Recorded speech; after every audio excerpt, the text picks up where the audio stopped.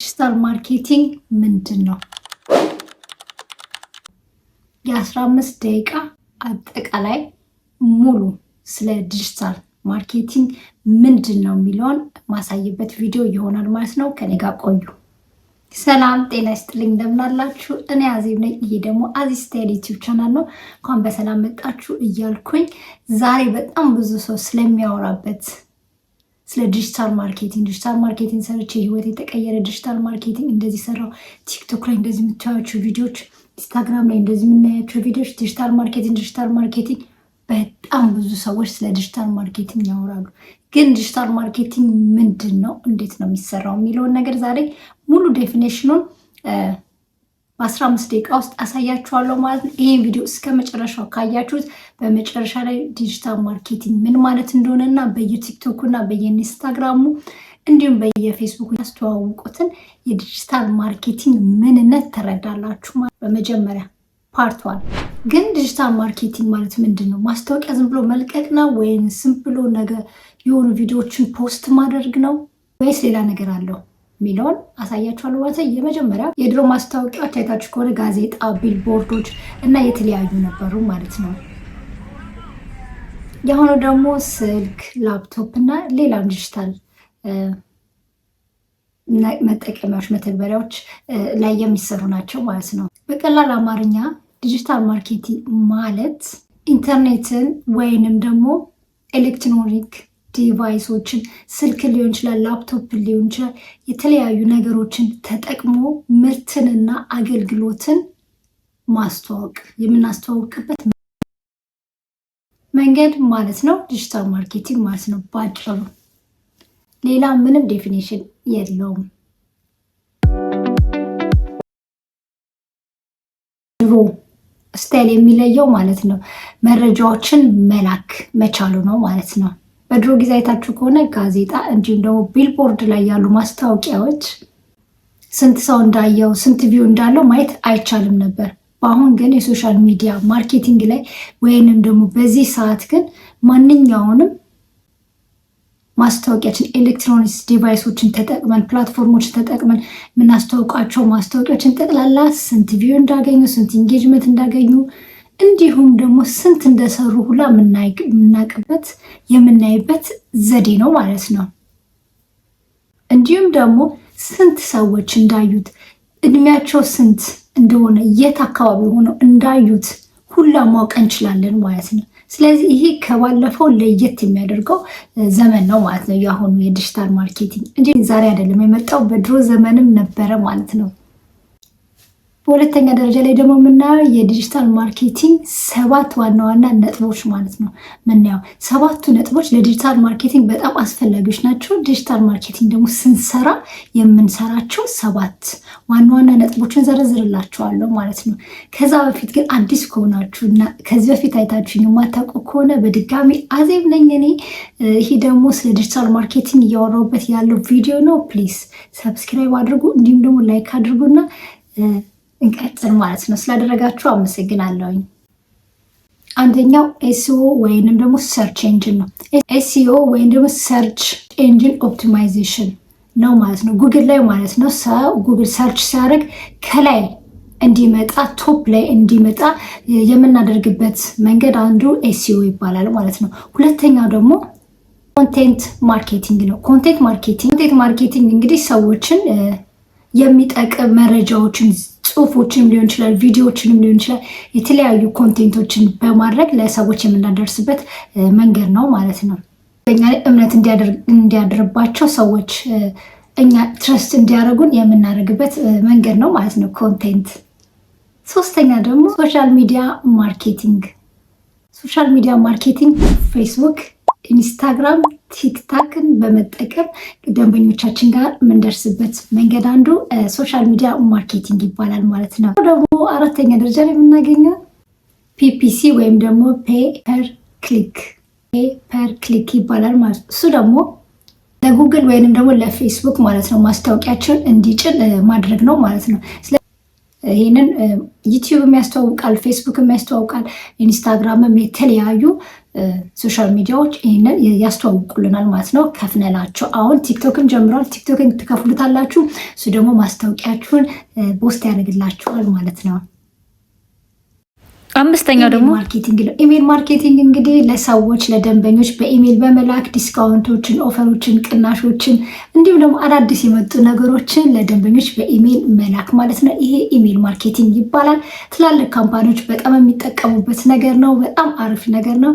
እኔ የሚገርማችሁ ለብዙ አመት የሆነ የምፈልገው አንድ የኮርስ ድርጅት ኮርስ የሚሰጥ ድርጅት አለና እነሱ ጋር ሳይን አፕ አድርጌ ነበር። የሚገርማችሁ ለአመት ያህል ያንን ኮርስ አልገዛዋቸውም፣ ግን ያለማቋረጥ ለአንድ አመት ሙሉ ማለት ነው ኢሜል ይልኩልኛል።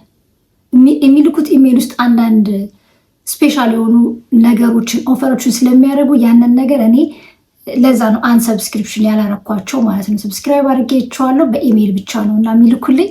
ያንን ኢሜል እየተጠቀምኩኝ አዳዲስ ነገሮችን ራሴን በቪዲዮች እና በተለያዩ ቦታዎች ላይ እየሄድኩኝ አያለሁ ማለት ነው። የሚገርማችሁ 6ኛ ደረጃ ላይ ምን አፊሊየት ማርኬቲንግ ነው። አፊሊየት ማርኬቲንግ እንግዲህ የሌላ ሰዎች ማስታወቂያዎችን በማስተዋወቅ ሊንክ ስፔሻል ሊንክ ይሰጠናል። በማስተዋወቅ ክፍያ የምናገኝበት መንገድ እሱ አፊሊየት ማርኬቲንግ ይባላል ማለት ነው።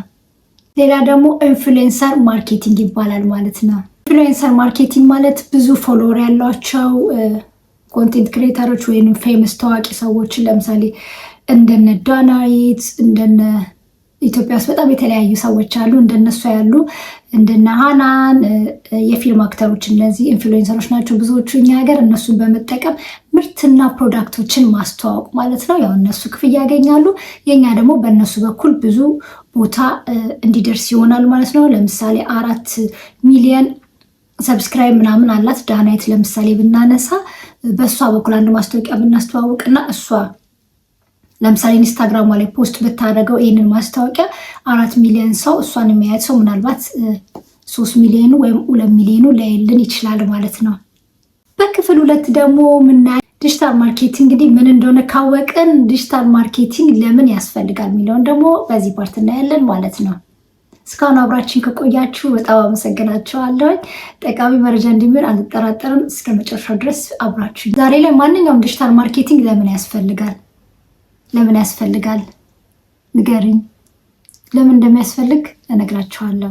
ሰፊ ተደራሽነት ነው ማለት ነው። አንድ እንግዲህ ነጋዴ ኢትዮጵያ ውስጥ ቁጭ ብሎ ማለት ነው ያለምንም ሱቅ ያለምንም ነገር አሜሪካ ላሉ ሰዎች መሸጥ ይችላል ማለት ነው። እኔ እዚህ እንግሊዝ ሀገር ላይ ቁጭ ብዬ አሜሪካ ላሉ ሰዎች፣ ካናዳ ላሉ ሰዎች መሸጥ እችላለሁ ማለት ነው። ምንም ሱቅ ላይ ሳልከፍል ሱቅ ሳሊስ የሱቅ ኪራይ ሳያስፈልገኝ መሸጥ እና ገቢ ማግኘት እችላለሁ ማለት ነው። ለዛ ሚዲያ ማርኬቲንግ ያስፈለገው ማለት ነው።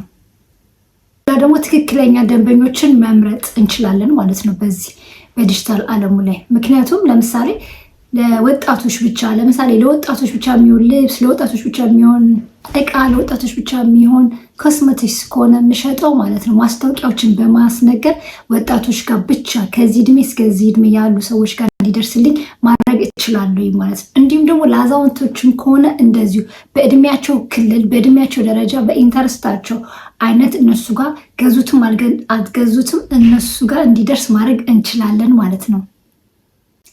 እንደ በፊት እንደምታውቁ ከሆነ ማስታወቂያዎች ብዙ ጊዜ በቲቪ ይነገሩ ነበረ ማለት ነው። ከቲቪ ጋር ስታስተያዩት የዲጂታል ማርኬቲንግ በጣም ርካሽ ነው ማለት ነው።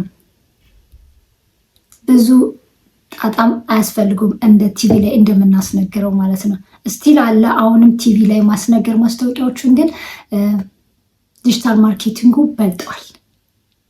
እውነት ለመናገር እናንተ ማስተውላችኋል ብዬ እገምታለሁ።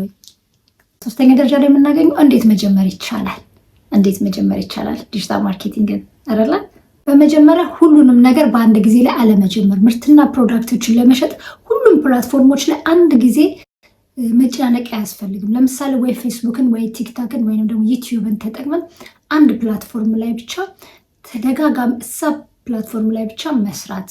ሁሉ ጊዜ የሚያስፈልገው ምንድነው? ኮንሲስተንት ያስፈልጋል። በየጊዜው እዛ ቪዲዮ እዛ ቦታ ላይ ማለት ነው የምናስተዋውቀው ፕሮዳክት ወይም ድርጅትም ሊሆን ይችላል። ማንኛውንም ነገር እዛ ፕላትፎርም ላይ በጣም በትኩረት መስራት ማለት ነው። መጀመሪያ እዛ ላይ ኤንጌጅመንት ካገኘን እዛ ላይ ያገኘነው ለውጥ ወደ ሌሎቹ ፕላትፎርሞች ማስተላለፍ እንችላለን ማለት ነው። ሁሉም ሰው ሁሉም ፕላትፎርም ላይ መስራት ችግር አለው እያልኩኝ አይደለም፣ ግን አንዱ ላይ ትኩረት አድርገን መስራት አንችልም ማለት ነው። ቢያንስ አንድ ሶሻል ሚዲያ ላይ ወይም አንድ ፕላትፎርም ላይ ቢያንስ በቀን 4 እና 5 ጊዜ ፖስት መደረግ አለበት፣ ቶሎ እድገት እንድናገኝና ለውጥ እንድናመጣ ማለት ነው።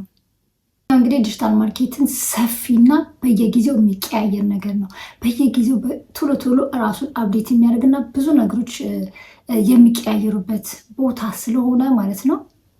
እንደ ቲቪ አይደለም። ብዙ ነገሮችን ካወቃችሁና መሰረቱን ካወቃችሁ በጣም አዋጭና አትራፊ ስራ ዲጂታል ማርኬቲንግ ነው። በጣም አሪፍና አዋጭ ነው ማለት ነው። ኮንሲስተንት ይፈልጋል። ሁልጊዜ መስራት የምንፈልገውን ማስታወቅ የምንፈልገውን ነገር ሁልጊዜ መስራት እንችላለን። ሁልጊዜም ራሳችን አፕዴት እያደረግን ምን አዳዲስ ነገሮች አሉ፣ ትሬንዶች አሉ የሚለውን በማየት ሁልጊዜም የምንከታተልና የምንሰራ ከሆነ በዲጂታል ማርኬቲንግ ይሄ ዘመን የዲጂታል ማርኬቲንግ ስለሆነ ማለት ነው ምንም የማናተርፍበት ምክንያት አይኖረንም። በጣም ለውጥ እናገኝበታለን፣ ብዙ ገንዘቦችንም እንሰራበታለን ማለት ነው። እንግዲህ ወደ ማጠቃለያው ስመጣ በዚች 15 ደቂቃ ሆኗል። በዚች ቪዲዮስ ማለት ነው ስለ ዲጂታል ማርኬቲንግ ኮንሰፕት ምን ማለት እንደሆነ ገብታችኋል ብዬ እገምታለሁ ማለት ነው። ቪዲዮ ከተመቻችሁ ፕሊስ ላይክ እና ሰብስክራይብ ማድረጋችሁን እንዳትረሱ። እንዲሁም ደግሞ እንደዚህ አይነት ቪዲዮ የሚመቻችሁ ከሆነ ከታች ኮመንት ጻፉልኝ። እናንተ የትኛው ፕላትፎርም ላይ እየሰራችሁ እንደሆነ ፕሊስ ከታች አስቀምጡልኝ። በሚቀጥለው ከዚህ ጋር ተያያዥነት ያለው ቪዲዮ አመጣላችኋለሁ ማለት ነው፣ ምን መስራት እንደምንችል ዲጂታል ማርኬቲንግ ላይ ማለት ነው። እና ደግሞ እንዲሁም ቶሎ በአጭር ጊዜ ውስጥ ለውጥ የምናመጣበትን ሌላ ነገር ይዤላችሁ እመጣለሁ። ሌላ ቪዲዮ ላይ ሰራላችኋለሁ ማለት ነው። እስካሁን አብራችሁን ስለነበራችሁ ከልብ አመሰግናለሁ። አሁንም ሰብስክራይብ ማድረጋችሁ እንዳትረሱ። መልካም ጊዜ ይሁንላችሁ። ባይ ባይ።